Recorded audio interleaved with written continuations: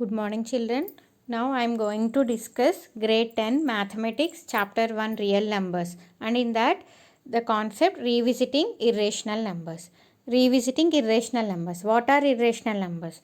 Numbers which cannot be expressed in the form of p by q, where p and q are integers and q is not equal to 0. And some examples for irrational numbers are root 2, root 3, root 15, pi and so on.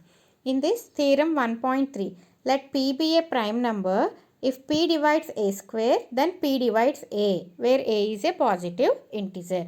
So if p divides a square, we have to prove that p also divides a. So to prove that, let p that prime factorization of a be as follows.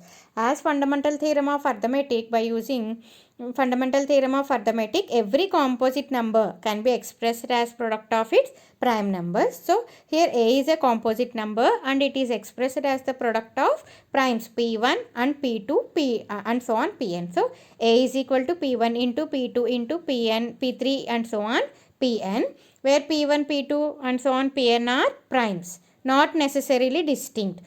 So prime factors of any number no need to be distinct factors. They may have common factors also. Now find out a square. A square is equal to p1, p2 and so on pn into again the same p1. A square means a into a, no. So a value is p1 into p2 and so on pn into again p1 into p2 and so on pn. That is p1 square, p2 square and so on pn square. Now by using fundamental theorem of arithmetic, it follows that p is one of the factors of a square. He has given that p divides a square. P divides a square means p is one of the factors of a square. But what are the factors of a square? P1, P2 and so on pn only. No, these are only the factors repeated for 2 times. So p is one of the factors of p1, P2 and so on pn. Means p is one of the factors of a. Means p divides a. So we can say that p divides a. If p divides a square, then p divides a also. Understood, children? Now we are going to prove the irrational numbers. We are going to prove that root 2 is irrational. To prove that, we are going to use a new method called as proof by contradiction. Proof by contradiction. Proof by contradiction means first we will take the given statement as wrong statement. We will take the opposite to the given statement and we will follow the steps using that statement. Then we will get the contradiction. Contradiction means with the statement which cannot be possible.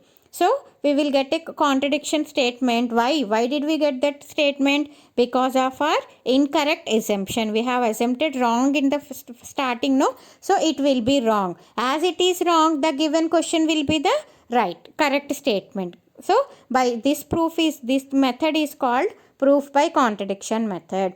First we will take the contrary statement and we will follow some logical steps. After following some steps, we will get a wrong statement. Why did we get the wrong statement? Means because of our incorrect assumption. So our assumption is wrong and the given statement is correct. This method is called proof by contradiction method. See, look at this theorem 1.4.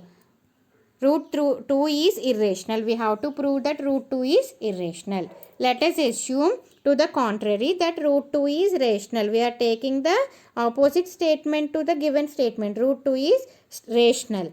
So if it is a rational number, it can be expressed in the form of p by q. So here we are taking root 2 is equal to r by s, where r and s are integers and s is not equal to 0. Suppose r and s have any common factors other than 1, then we divide by the factor. Then root 2 will become a by b. If there are any common factors to r and s, we will divide it with their HCF. After cancellations, we will get the simplest form, no? So this a by b is the simplest form. Root 2 is equal to a by b, where a and b are co-primes. They doesn't have any common factor other than 1. Then b root 2. B root 2 is equal to a. Bring this b to left hand side, then it will multiply. B root 2 is equal to a. Squaring on both sides. If you square this equation on both sides, then what do we get? 2b square is equal to a square. 2b square is equal to a square. Therefore, 2 divides a square. 2b square is equal to a square. How can you write that? B square is equal to a square by 2. B square is equal to a square by 2 means 2 is dividing a square. 2 divides a square. So, by using theorem 1.3, if 2 divides a square, then 2 divides a also. What is theorem 1.3? If p divides a square, p divides a also. So, in the same way, we are using that theorem here. If 2 divides a square, then 2 divides a. 2 divides a. So, how can you write this a as a is equal to 2c? 2c. Because 2 is dividing a, so it can be a multiple of 2. A can be a multiple of 2. So, we are taking that another factor as c. So, a is equal to 2c. Then, in this a is equal to 2c, what is the actual value of a we have? It is 2b into root 2 we have, no? So, let us substitute that. 2b square is equal to 4c square. Substituting a, we get 2b square is equal to 4c square. See here, a square is equal to 2b square we have, no? So, first of all, we will square this equation. A is equal to 2c. If you square that, what do we get? A square is equal to 4c square. A square is equal to 4c square. Then substitute this a square value. What is a square is equal to 2b square. So, 2b square is equal to 4c square. By cancelling with 2, then we will get b square is equal to 2c square. B square is equal to 2c square means, this means 2 divides b square. 2 divides b square. So, again by using theorem 1.3, 2 divides b also. So, here we got that 2 divides a and here we got that 2 divides b. So, 2 is the common factor for a and b.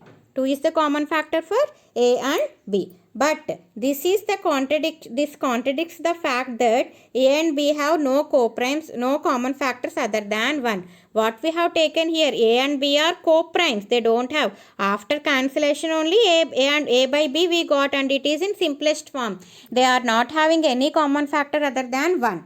But here what did we get? We got that 2 is the common factor of a and b. So, which is contradict statement for the fact that a and b are co-primes. So, why this contradiction has arisen? This contradiction has arisen because of our incorrect assumption that root 2 is irrational. So, we have assumed wrongly, that is root 2 is irrational. So, what is root 2?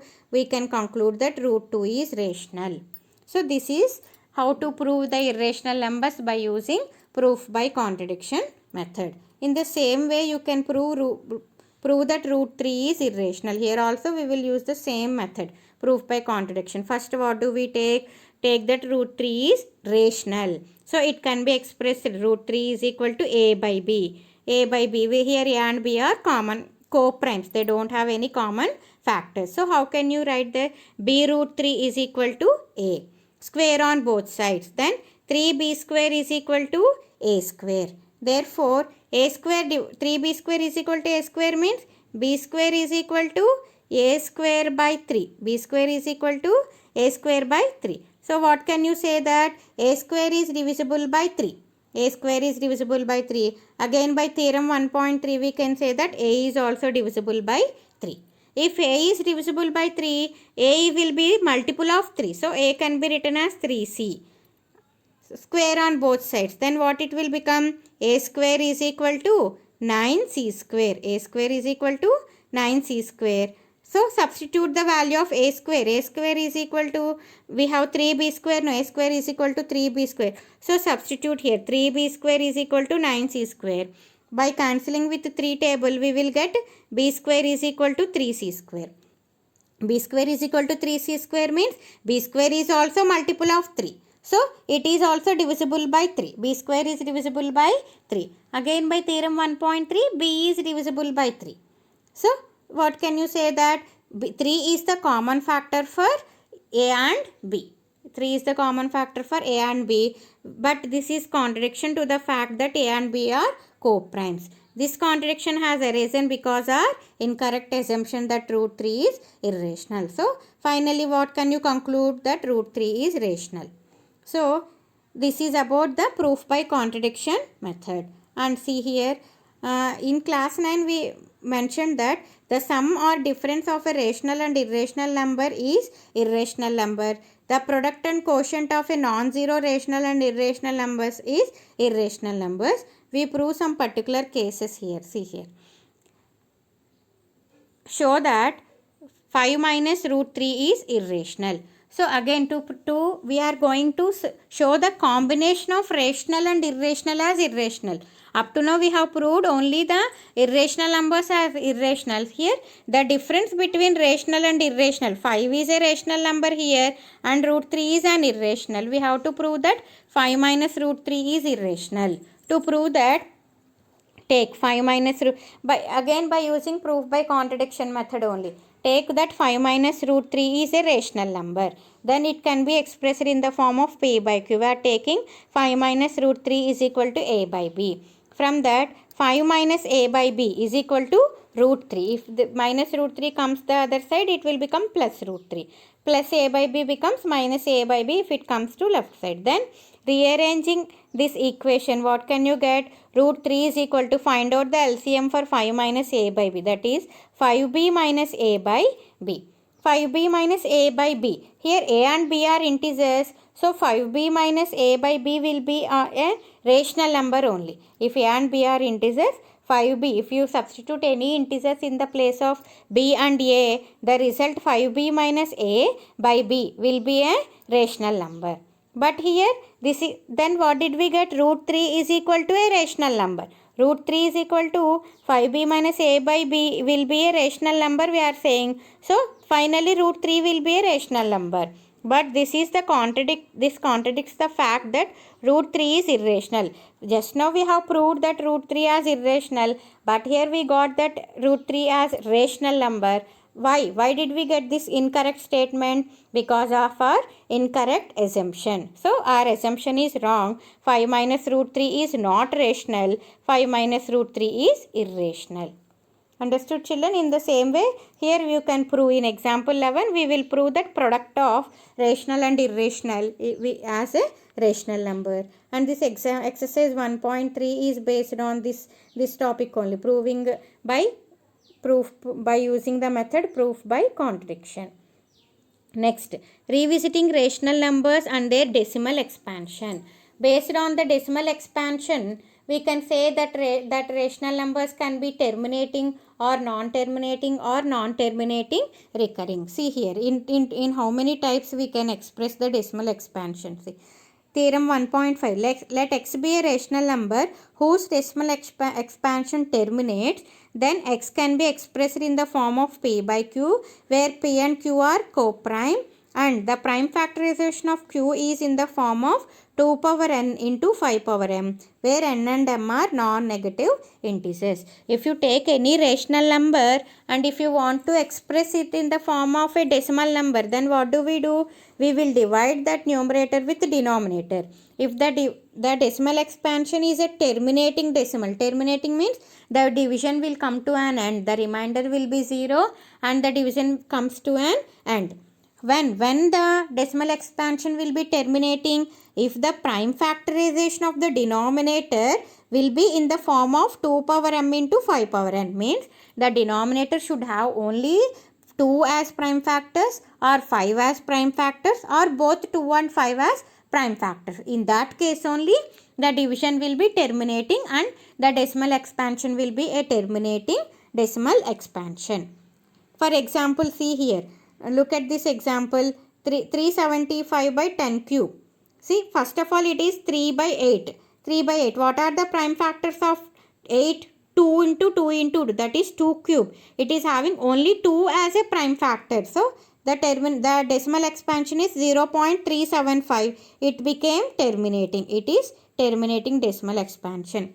If you take 125, it will have only 5 as its prime factors. 5 cube, 5 5 is 25, 25 5 is 125. The decimal expansion is terminating. So based on the denominator, you can say whether the decimal expansion will be terminating decimal or non-terminating decimal. Theorem 1.6. let x is equal to p by q be a rational number such that the prime factorization of q is in the form of 2 power n into 5 power m, where n and m are non-negative integers, then x has a decimal expansion terminates. This is vice versa for theorem 1.5. There in theorem 1.5 we said that if the decimal expansion is terminating, then prime factorization of the denominator will be in the form of 2 power m into 5 power n. It is vice versa. If the prime factorization of q is in the form of 2 power m into 5 power n, then the decimal expansion is terminating decimal expansion. Next, theorem 1.7. Let x is equal to p by q, where p and q are co-primes. P is a rational number such that the prime factorization of q is not of the form 2 power n into 5 power n, where n and m are non-negative integers. Then x has the decimal expansion which is non-terminating repeating. See here, if the denominator cannot be expressed in the form of 2 power m into 5 power n. The prime factorization of the denominator is not in the form of 2 power m into 5 power n. Then the decimal expansion is non-terminating repeating or recurring decimal expansion. Okay. And this exercise 1.4 is based on these three theorems. We have to find by prime factorizing the denominators. We have to check whether the decimal expansion is either terminating or non-terminating decimal expansion. Next, this is about this chapter, children, and here we have two more formulas. See, LCM and HCF, the relation between LCM, HCF and two numbers is LCM into HCF is equal to product of two numbers. No. Coming to three numbers, what is the relation? Here is the relation. LCM of any three numbers P, Q, R is equal to P into Q into R into HCF of P, Q, R by HCF of P, Q and HCF of Q, R into HCF of P, R. And coming to HCF of three numbers P, Q, R is equal to P into Q into R into LCM of P, Q, R by LCM of P, Q into LCM of Q, R into LCM of P, R. This is the relation between any three numbers and their